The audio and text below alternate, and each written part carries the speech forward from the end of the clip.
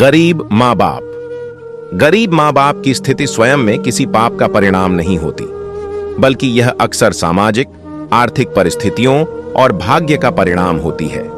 गरीबी एक अभिशाप है जो व्यक्ति को कई तरह की कठिनाइयों और अभावों से जूझने पर मजबूर करती है। एक गरीब माँ बाप अपनी संतान के लिए बेहतर जीवन की कामना करते हैं और अक्सर अपनी क्षमता के अनुसार सर्वश्रेष्ठ प्रयास करते हैं। यदि वे अपनी गरीबी के कारण अपनी संतान की मूलभूत आवश्यकताओं को पूरा करने में असमर्थ हैं, तो इसे उनका पाप कहना अनुचित होगा, बल्कि वे अक्सर समाज और व्यवस्था के शिकार होते हैं। पापी पति। एक पापी पति वह हो सकता है जो अपनी पत्नी के साथ दुर्व्यवहार करता है, उसे धोखा देता है, उसका शोषण करता है या अपनी जिम्मेदारियों को नहीं निभाता है।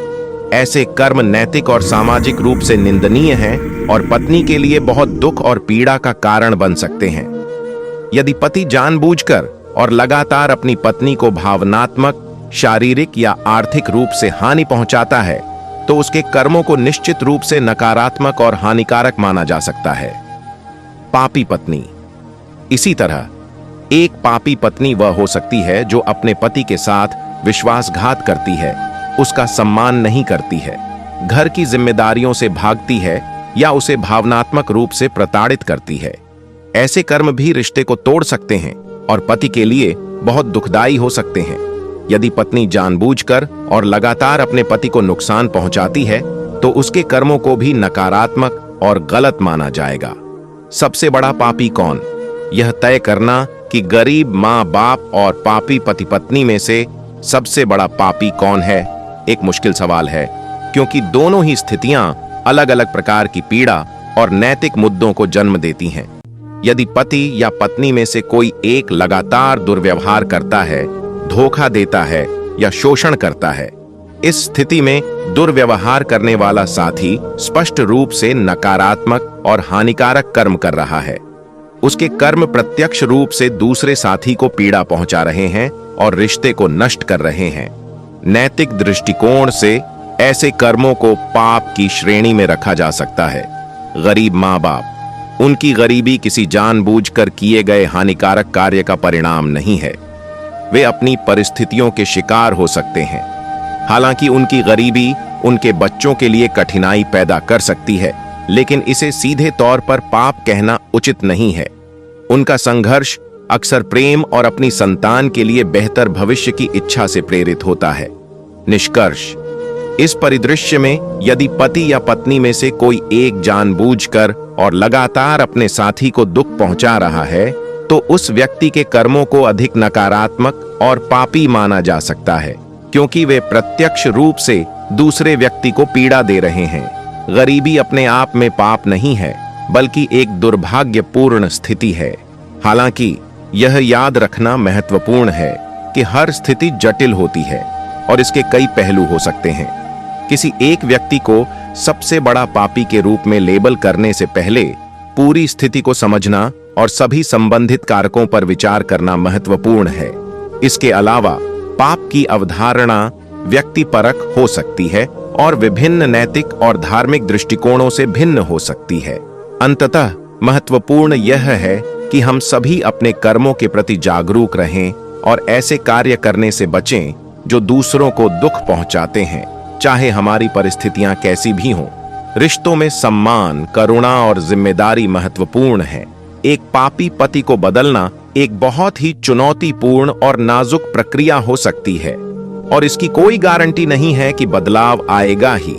हालांकि कुछ कदम उठाए जा सकते हैं जो सकारात्मक बदलाव की संभावना बढ़ा सकते हैं। यह ध्यान रखना महत्वपूर्ण है कि बदलाव की इच्छा पति के अंदर से आनी चाहिए। आप उसे मजबूर नहीं कर सकती, लेकिन आप उसे प्रेरित और प्रोत्साहित कर सकती हैं। यहाँ कुछ सुझाव दिए गए हैं। 1. शांत और स्पष्ट बातचीत। सही समय और माहौल चुनें। जब आप दोनों शांत हों और किसी तरह के तनाव या झगड़े में न हों, तब बातचीत करें।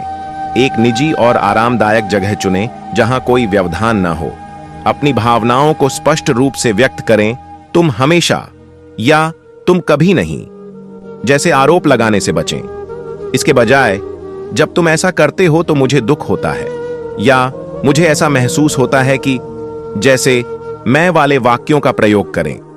अपनी भावनाओं और जरूरतों को शांति से और सम्मानपूर्वक व्यक्त करें। विशिष्ट व्यवहारों पर ध्यान केंद्रित करें। सामान्य आरोपों के बजाय उन विशिष्ट व्यवहारों का उल्लेख करें जो आपको परेशान करते हैं और जिन्हें आप बदलना चाहती हैं। उदाहरण के लिए, जब तुम शराब पीकर देर रात घर आते हो और मुझसे बदतमीजी करते हो तो मुझे बहुत बुरा लगता है। उससे सुने, उसे भी अपनी बात कहने का मौका दें। उसकी भावनाओं और दृष्टिकोण को समझने की कोशिश करें, भले ही आप उससे सहमत न हो। सक्रिय रूप से सुनें और सहानुभूति दिखाएं। 2. सीमाओं का निर्धारण करें। असहनीय व्यवहार को स्पष्ट करें। उसे बताएं कि आप किस तरह का व्यवहार अब और बर्दाश्त नहीं करेंगी।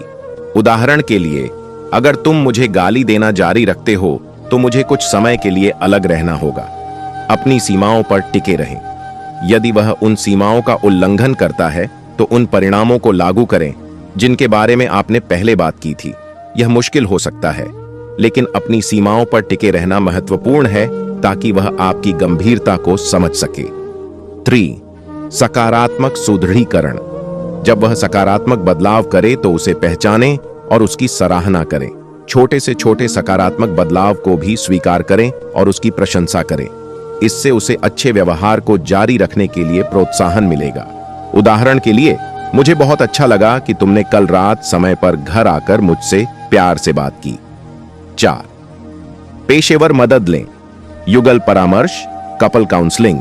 एक प्रशिक्षित थेरेपिस्ट रिश्ते की समस्याओं को समझने और हल करने में मदद कर सकता है। यह एक सुरक्षित स्थान प्रदान करता है जहां आप दोनों अपनी भावनाओं को व्यक्त कर सकते हैं और स्वस्थ संचार कौशल सीख सकते हैं। व्यक्तिगत परामर्श। व्यक्तिगत परामर्श। यदि उसके व्यवहार के पीछे कोई गहरी मनोवैज्ञानिक समस्या है, जैसे कि नशा, गुस्सा प्रबंधन के मुद्दे आदि, तो उसे व्यक्तिगत परामर्श लेने के लिए प्रोत्साहित करें। 5. अपने लिए सहायता प्रणाली बनाएं। परिवार और दोस्तों से बात करें। अपनी भावनाओं और अनुभवों को साझा करने के लिए भरोसेमंद लोगों से बात करें। उनका समर्थन आपको भावनात्मक रूप से मजबूत रहने में मदद करेगा। सहायता समूहों में शामिल हों। यदि आप किसी विशेष प्रकार की समस्या, जैसे कि दुर्व्यवहार, नशा से जूझ रही हैं, तो सहायता समूहों में शामिल होने से आपको समान परिस्थितियों का सामना कर रहे अन्य लोगों से जुड़ने और उनसे सलाह और समर्थन प्राप्त करने में मदद मिल सकती है। 6. अपनी देखभाल करें। अपनी शारीरिक और मानसिक सेहत का ध्यान रखें। स्वस्थ भोजन करें, पर्याप्त नींद लें, व्यायाम करें और उन गतिविधियों में शामिल हों जिनका आप आनंद लेती हैं। अपनी देखभाल करना महत्वपूर्ण है, खासकर जब आप एक मुश्किल स्थिति से गुजर रही हों। अपनी रुचियों और शौक को बनाए रखें। अपनी पहचान और आत्मसम्मान को बनाए रखने के लिए उन चीजों को करना जारी रखें जो आपको खुशी देती हैं। 7. बदलाव की उम्मीदों को प्रबंधित करें। बदलाव में समय लगता है। व्यवहार में रातों रात बदलाव की उम्मीद न करें। यह एक लंबी और कठिन प्रक्रिया हो सकती है जिसमें उतार चढ़ाव आ सकते हैं। आप किसी को बदल नहीं सकती जब तक वे खुद नहीं बदलना चाहते। अंततः बदलाव की इच्छा पति के अंदर से आनी चाहिए। आप उसे प्रेरित कर सकती हैं, लेकिन आप उसे मजबूर नहीं कर सकती। 8. अपनी सुरक्षा का आकलन करें। यदि दुर्व्यवहार शारीरिक या भावनात्मक रूप से खतरनाक है तो अपनी सुरक्षा को प्राथमिकता दें। ऐसी स्थिति में आपको खुद को और अपने बच्चों को बचाने के लिए कदम उठाने की आवश्यकता हो सकती है। इसमें अस्थायी रूप से अलग रहना या कानूनी सहायता लेना शामिल हो सकता है। अंतिम विचार। एक पापी पति को बदलना एक कठिन यात्रा है जिसमें धैर्य, दृढ़ता और आत्म देखभाल की आवश्यकता होती है। यह संभव है कि बदलाव आए, लेकिन यह भी संभव है कि न आए। आपको अपनी सीमाओं को जानना और अपनी भलाई को प्राथमिकता देना महत्वपूर्ण है। यदि स्थिति में सुधार नहीं होता है या यह आपके लिए असहनीय। सबसे बड़ा पापी कौन है विषय पर रामू की एक काल्पनिक कहानी सुनाता हूं। एक छोटे से गांव में रामू नाम का एक गरीब लड़का रहता था। रामू बहुत मेहनती था और अपने परिवार का पेट पालने के लिए दिन रात काम करता था। वह ईमानदार और दयालु स्वभाव का था, हमेशा दूसरों की मदद करने के लिए तैयार रहता था। गांव के लोग उसे पसंद करते थे और सम्मान करते थे। गांव में एक धनी व्यक्ति रहता था जिसका नाम जमींदार सिंह था। जमींदार सिंह बहुत लालची और क्रूर था। वह गरीबों का शोषण करता था, उन्हें कम मजदूरी देता था और उनसे बेगारी करवाता था। उसने गांव की अधिकांश जमीन पर कब्जा कर लिया था और किसानों को अपनी शर्तों पर खेती करने के लिए मजबूर करता था। जमींदार सिंह को अपनी दौलत और शक्ति पर बहुत घमंड था और वह किसी की परवाह नहीं करता था। एक बार गांव में सूखा पड़ गया। किसानों की फसलें बर्बाद हो गईं और लोग भूख से मरने लगे। रामू ने अपनी तरफ से हर संभव प्रयास किया कि लोगों को भोजन मिल सके। उसने अपनी थोड़ी सी जमा पूंजी भी लोगों की मदद में लगा दी। दूसरी ओर जमींदार सिंह ने इस आपदा का भी फायदा उठाया। उसने अनाज जमा कर लिया और उसे ऊंचे दामों पर बेचना शुरू कर दिया। गरीब लोग मजबूर होकर उससे महंगा अनाज खरीदने लगे। कुछ लोग तो भूख से मर भी गए, लेकिन जमींदार सिंह का दिल नहीं पसीजा। रामू यह सब देखकर बहुत दुखी हुआ। उसने जमींदार सिंह से गरीबों पर दया करने और अनाज मुफ्त में या कम कीमत पर देने की विनती की, लेकिन जमींदार सिंह ने उसकी बात अनसुनी कर दी और उसे अपमानित करके भगा दिया। रामू निराश होकर गांव के मंदिर में गया और भगवान से प्रार्थना करने लगा। उसने भगवान से पूछा कि इस दुनिया में सबसे बड़ा पापी कौन है? क्या वह गरीब किसान है जो भूख से मर रहा है, या वह धनी जमींदार है जो दूसरों के दुख का फायदा उठा रहा है? तभी मंदिर के पुजारी ने रामू के पास आकर कहा, बेटा, पाप कर्मों से होता है, मन की भावनाओं से होता है। जो व्यक्ति जानबूझकर दूसरों को दुख पहुंचाता है, उनका शोषण करता है और अपने लालच के लिए दूसरों की परवाह नहीं करता, वही सबसे बड़ा पापी होता है। पुजारी ने आगे कहा, धन और शक्ति किसी को बड़ा या छोटा नहीं बनाती। महत्वपूर्ण यह है कि हम उनका उपयोग कैसे करते हैं। जो व्यक्ति अपनी शक्ति और धन का उपयोग दूसरों की मदद करने और उन्हें खुश रखने के लिए करता है, वह पुण्यात्मा होता है, और जो व्यक्ति इनका उपयोग दूसरों को सताने और अपना स्वार्थ साधने के लिए करता है, वह पापी होता है। रामू को पुजारी की बातों से शांति मिली। उसे समझ में आ गया कि सबसे बड़ा पापी वह नहीं है जो गरीब है या कमजोर है, बल्कि वह है जिसके मन में दूसरों के लिए करुणा नहीं है और जो जानबूझकर दूसरों को दुख पहुंचाता है। इस कहानी में जमींदार सिंह के चरित्र को उन गुणों के साथ प्रस्तुत किया गया है जो अक्सर पाप से जुड़े होते हैं: लालच, क्रूरता, दूसरों के दुख के प्रति उदासीनता और शोषण। जबकि रामू को दयालुता, ईमानदारी और दूसरों की मदद करने की इच्छा जैसे गुणों के साथ दर्शाया गया है।